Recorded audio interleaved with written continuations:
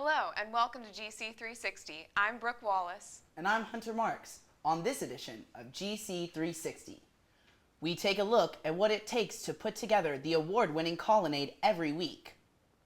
Plus, find out what happened to the classroom trash cans. All this and more on this edition of GC360.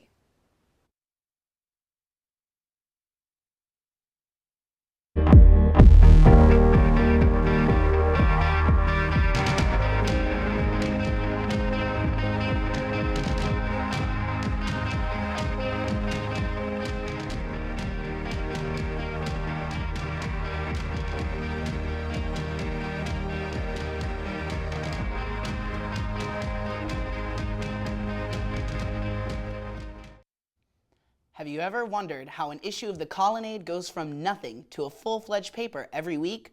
What goes on behind the scenes of our school newspaper? Our reporter Betsy Lamb takes an inside look at Georgia College's award-winning newspaper. This is a really cool one.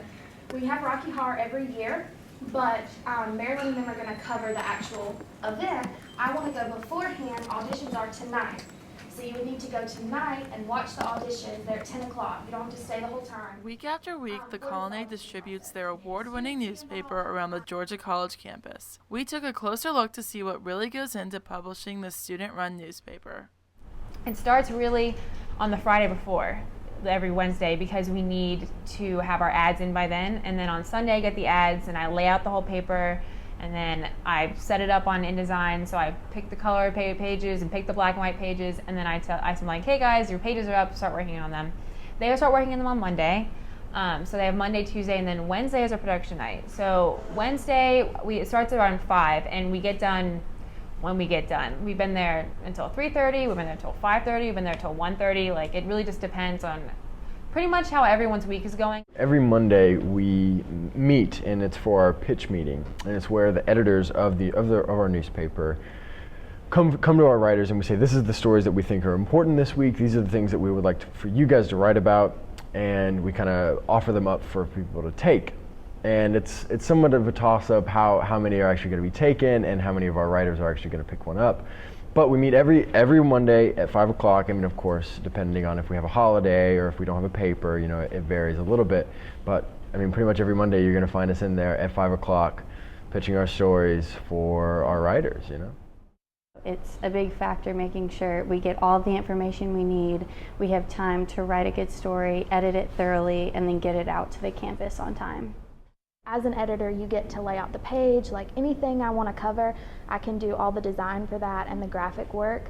And then I pitch my stories like on our Monday meetings, and then writers take them. And we suggest like anyone come out and write, even if you've never done it before. We'll walk you through the process. We'll go with you to events and help you learn how to write it. So we just had one of the girls that's in the high schooler program come and want to write a story. So we're open to anyone if you don't have a background in writing or if this is something you want to pursue like as a career.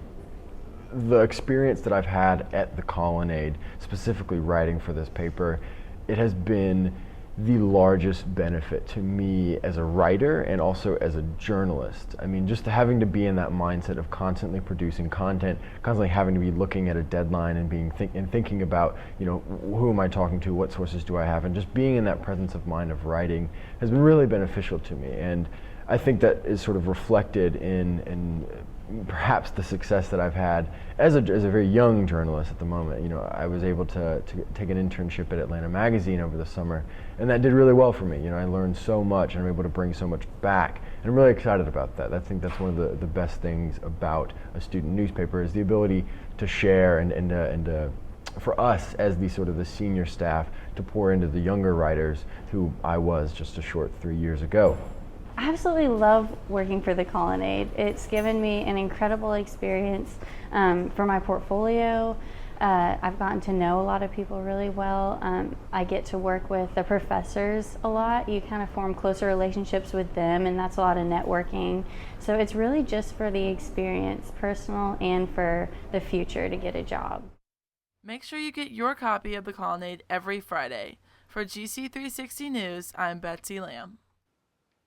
The Milledgeville City Council is about to get an injection of young blood. 25-year-old Walter Reynolds is running for the council unopposed, but he's still carrying on a spirited campaign. Reporter Lizzie Miller found out. Here. Mr. Chambers. Here. Dr. Lee. Here. Ms. Walden. Lifelong Milledgeville resident Walter Reynolds is seeking election for a spot on the District 4 City Council. This 25-year-old's contribution and dedication to his community is sure proof that he is well qualified for the position. I sat down with the unopposed candidate at his workplace, local radio station Z97, to find out more about his campaign and his platform. Well, really, I've always been active and involved in the community. It's always been a big part of my family, and I've really gotten tired of sitting on the sidelines. The job of the City Council is to sort of set the direction for the community and steer it in the right direction. A few of Reynolds' plans as city councilman include creating a more bicycle-friendly community, developing Central State Hospital, and keeping Milledgeville beautiful. As the treasurer for the Greenway Foundation, I've gotten very involved with all the different construction that's been going on with the Greenway, the day-to-day business of the Greenway, trying to promote that as a place for folks to use the outdoor spaces, for recreation. Another farmers market. We're at a total of 3 farmers markets in this community now, which is just amazing. A community this size that has 3 farmers markets is nothing short of spectacular. I mean, the biggest thing that I really think is keeping this community afloat is the university. You guys really are the future, and part of what we want to try to do is make a more business-friendly environment where college students who are looking for a career, who are looking to create new businesses, who have that entrepreneurial spirit, will have a place where they can develop that. You know, I, as one member of a 6-person council, can only do so much. But if people take an interest in this, because one of the things I want to keep up after the election, I'm not planning on shutting down my election website. It's just going to become a means of putting information out there to the constituents, to the people that I represent. So let them know this is what your government is working on. And if you care about this, show up at this meeting. Let your voice be heard. I can speak for you, but if there's 50 people in the room, I speak a lot louder. To find out more information about Walter Reynolds' campaign, visit his website, www.wareynolds.com. And if you're registered to vote in Milledgeville, be sure to hit the polls on November 5th. For GC360, I'm Lizzie Miller. Georgia College is known as one of the safest campuses in the Southeast, but that title has been called into question following an armed robbery of 2 students who were walking home late at night. There's an alternative to walking, and it's called SNAP. Tristan Harrison has the story. SNAP. You've all heard the acronym, seen the golf carts on campus, and maybe even called them for a ride. But what is SNAP really about? 2 student drivers tell us more. Our main goal is to help the community, get point A to B safely no matter where they're going. For the most part, we don't want to be associated as the taxi service for the drunk people, because that's not necessarily what we're about. We're about making sure that people get safely from A to B. Student coordinator Tucker O'Brien let us in on the basics of SNAP and their services. This semester it is 9 to 12, Monday, Tuesday, and Wednesday, 9 to 3 a.m., Thursday and Friday. We don't go further north than College Station. We don't go further west than the Bellamy, the little bridge by the Lot 28 and their own Irwin Street lot. We don't go further east than the Grove, and we don't go further, we don't go into downtown as well. So basically BB&T, the Grove, Bellamy, College Station, and that's about it. But what if you fail to catch your ride? The thing is that your ride hasn't been taken. We have an iPad, and so it gives us a series. You can see now there's one where it says add me.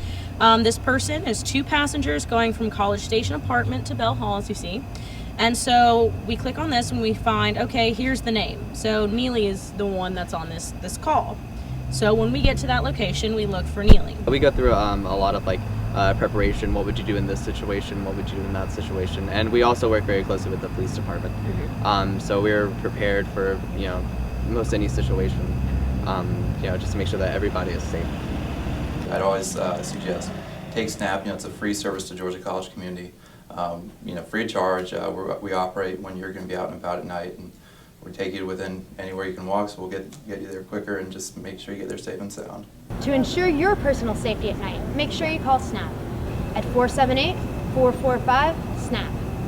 Reporting for GC360, I'm Tristan Harrison.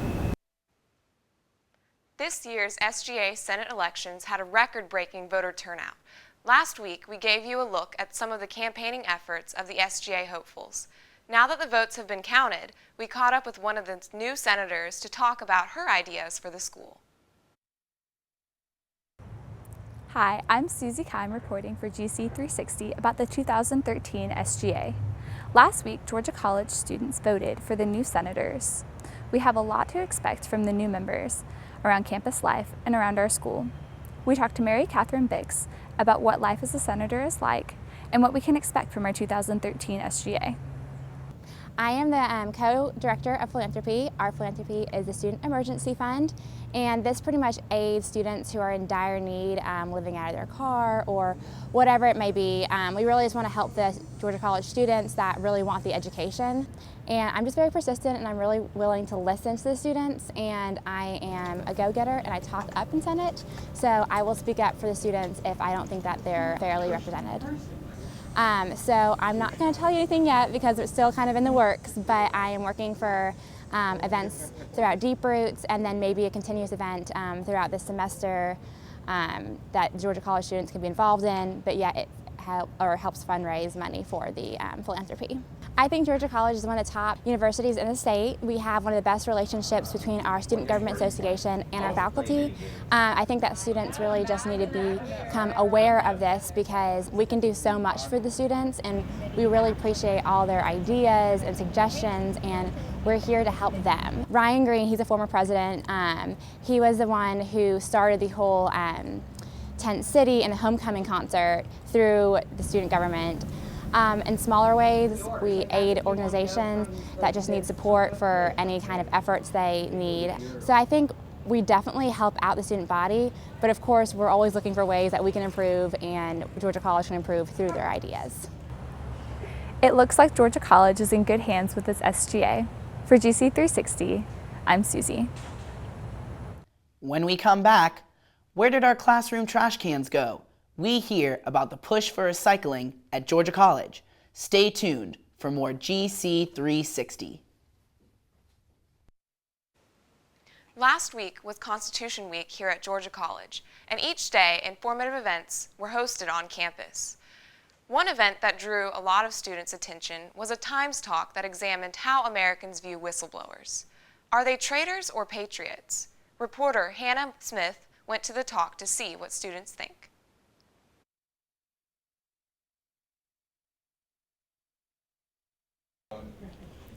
Times Talk experienced drastic overcrowding measures last week with special guests Professor Pate McMichael and John Hatchell. The heated topic covered patriots or traitors. How do we treat national security leakers? The discussion covered whether or not the government should have access to our emails, phone calls, text, and even Facebook. Many students argued that the issue at hand is whether or not you believe freedom or security for all is more important. That's a really good question.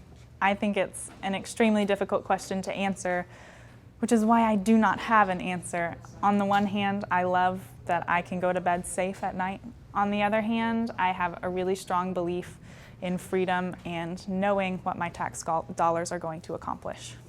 I don't see a situation in which sharing ideas on any subject can hurt. And that's what Times Talk is here to do. We educate each other through discussion, civil discussion, which I love. And I've always found it to be a really positive experience. The government's argument is that by watching over the American people over the telephone or internet can prevent drastic disasters from occurring. They believe that with new ways of communication are new ways to leak classified information. Those who are for protecting themselves and not relying on the government for security argue that the more we rely on the government, the more power we are giving to Big Brother. Personally, I'd like to just learn more about where I'm living and what's going on in the nation and in the world around me, because I've let myself get pretty ignorant. So I'm enjoying coming to these things because I'm learning a lot that I realized that beforehand I was ignoring. I think it shows you that these kids really do care about this stuff. They just want it to be fun, they want it to be accessible, and they want to be able to have a voice. So that taught me a lot, that kids are more than willing to read about this, take this on, as long as they feel like they have a way to participate. This is Hannah Smith reporting for GC360. Now, we'll take a look at an international situation affecting us here, the civil war in Syria. Now that Syria has promised to give up its chemical weapons and the U.S. has decided to hold off on an attack, gas prices may have been coming down. The United States gets 13% of its oil from the Persian Gulf, and reduced tensions in the region historically have meant lower prices at the pump. According to GasBuddy.com, the average price of gas has dropped nearly 20 cents per gallon in the last 2 weeks in Atlanta and 15 cents nationally. Prices may be coming down now, but if the chemical weapons deal falls through, look out for another spike in the cost of gas for all of us. Get ready for a week of fun and games. This Tuesday marks the beginning of Milledgeville's annual Oconee Area Fair. Each year, residents of Baldwin County and surrounding areas come out in large numbers to participate in a week of activities hosted by the Milledgeville Exchange Club. The fair will host attractions such as rides, games, food vendors, and bands. In addition, each night of the fair has a different special. Tuesday night, all rides cost $1. On Wednesday, if you buy one bracelet, you can get a second for free. Thursday is college night, and several organizations on campus will be represented by booths. Friday is band night, so bring your Bobcat card and watch local bands play for only $3. The fair's last day, Saturday, will be all-day bracelet day. All proceeds raised by the Exchange Club through this event will be put back into the Milledgeville community. Tickets are $3 in advance or $5 at the gate. Gates open at 6 p.m. each evening at the Walter B. Reynolds Park. Attention caffeine junkies, there's a new business in town. Dunkin' Donuts. It's a new place to get your fix. Dunkin' Donuts will be open for business bright and early this Thursday morning at 5 a.m. This location is off of North Columbia Street next to Pickle Barrel, but it's not the only new business in town.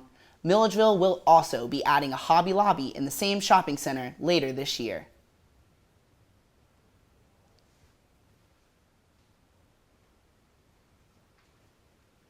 Georgia College has jumped on the recycling bandwagon and created new recycling options in recent months to cut down on raw materials being wasted. Iris Cochran has the story.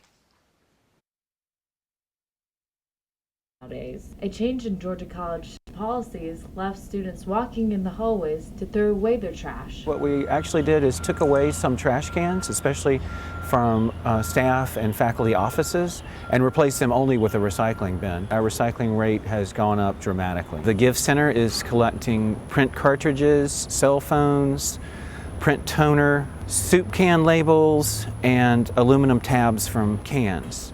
And they have collection facilities just behind Chick-fil-A outside the Give Center. So basically the concept is what you bring in, you have to take out.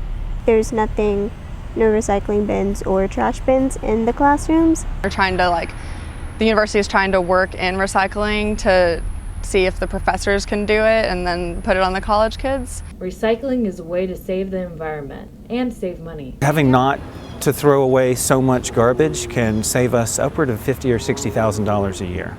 I think college students and students in general have a tendency to be more conscious of that. And we're still looking at places that we've left gaps, and we really encourage people who know that they don't have access to recycling facilities to let us know at recycle@gcsu.edu.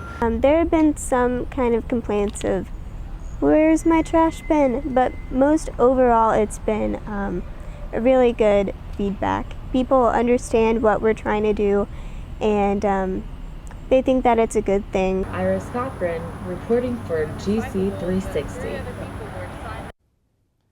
We're going to take a short break, but when we come back, Nick Landon brings us Bobcat Sports. Stick around for more GC360. And now we go to Nick Landon to find out what's new in the world of sports. Nick? Thanks, guys.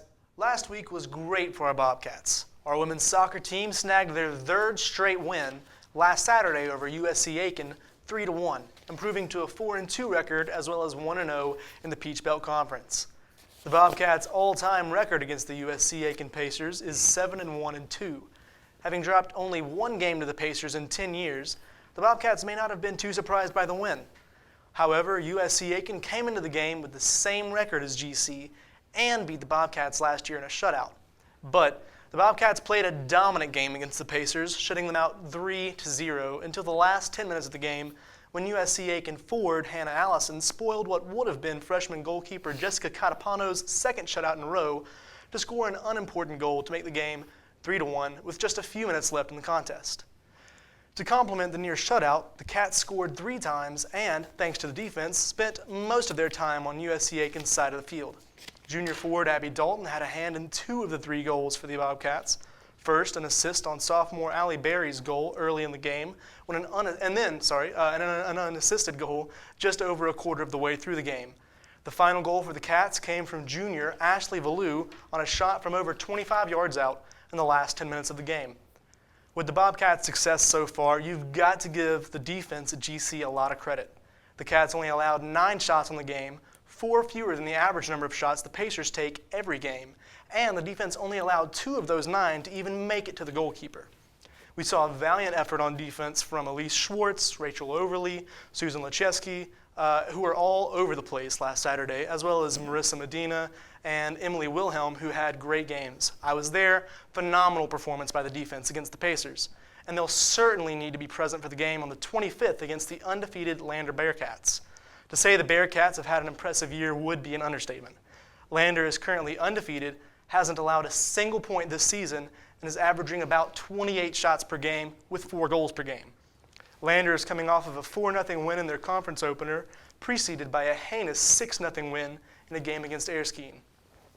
However, the Bobcats and Bearcats have shared one common opponent so far this season, and while GC won handily 2-0, the Bearcats had to squeak out a 1-0 win in overtime. There is one stat I feel will turn this game in favor of the Bobcats, and that's shots on the goal. While GC's shots per game average is underwhelming, the Bobcats have the highest shots in the goal percentage in the Peach Belt, with over half of our shots meeting their target. That kind of pressure that that puts on a defense could certainly be enough to end the Bearcats' shutout streak. And when you look at how strong Lander's offense is, defense is going to be the key to the Bobcats' win here, especially since Lander has allowed their opponents a combined average 643 percentage on shots per goal this season, which makes their goalkeeper shutout streak a lot more impressive. And the Bobcats' defense also, by the way, has only given up about half as many shots on the goal as Lander. Lander's defensive reliance on the goalkeeper's ability to make saves will be the game changer for the Bobcats. Lander hasn't had a team send as many shots at the goal as GC will, and that'll show come game time. Win, lose, or draw, you can catch our women's soccer team at home Saturday at 3 p.m. as we take on the North Georgia Nighthawks. And if you can't wait any longer for some sports action, our volleyball team will host USC-Aiken on the 25th at 7 p.m. in the Centennial Center. That's all we have for sports this week, guys. See you next time. Thanks for the scoop, Nick. When we come back, our reporter Kira Crossan shows us some apps to help you stay organized for the semester. Stay tuned. Now we turn to Kira Crossan in the studio for the best apps for college students. Kira?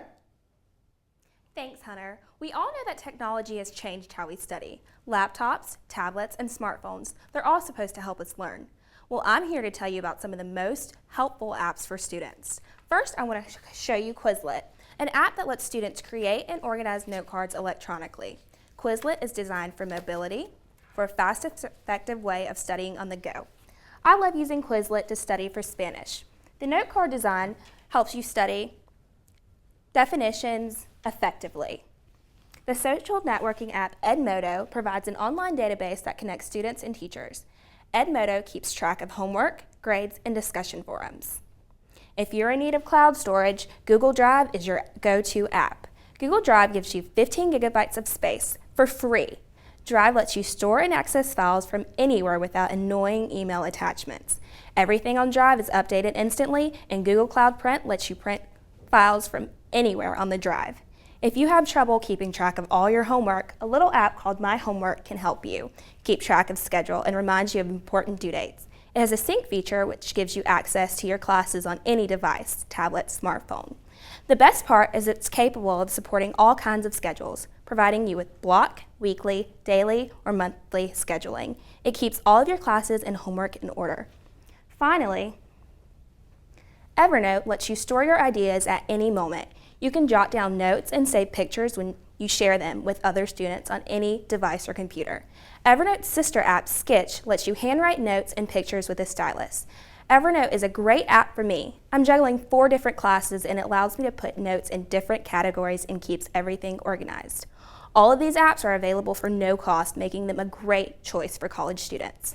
Also, remember, if you have an iPhone or iPad, don't forget to update your system to iOS 7. Thanks for those helpful tips, Kira. Have you actually downloaded iOS 7 yet? Yes, I have, and it's a great change. What would you say that your favorite new feature is? I'd have to say my favorite app is the male Siri voice. That is a refreshing change, isn't it? I personally like the feature where you can swipe on any app screen to search the phone for any material you're looking for. We'll see you next week on GC360.